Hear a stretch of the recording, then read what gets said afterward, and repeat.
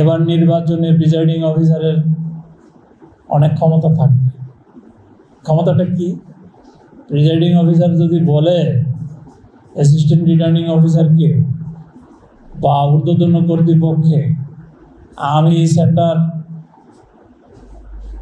ফলাফল ঘোষণা পর্যন্ত ফলাফল দেওয়ার মতো অবস্থায় ছিলাম না, সুতরাং আমি সেন্টার বাতিল ঘোষণা করলাম, আমরা অ্যাকসেপ্ট করে নেব।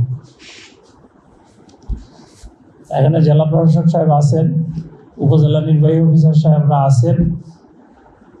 আমার কথা হচ্ছে যে যাকে দিয়ে আমি কাজ করব তাকে বিশ্বাস করতে হবে। আর আপনি যিনি কাজ করবেন তার সাথেও, যার সাথে কাজ করবেন তার সাথে সম্পর্কটা ওই রকম হবে।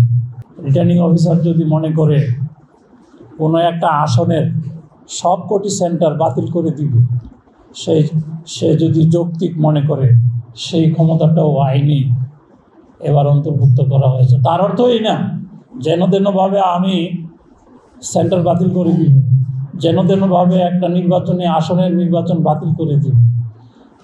মনে রাখতে হবে এই নির্বাচনের পিছনে একটি টাকা, সেটিও কিন্তু সাধারণ খেটে খাওয়া মানুষের টাকা, এখানে কিন্তু কোটি কোটি টাকা ব্যয় হবে। সেটার অপব্যবহার যাতে না হয় সেদিকেও আমাদের খেয়াল রাখতে হবে।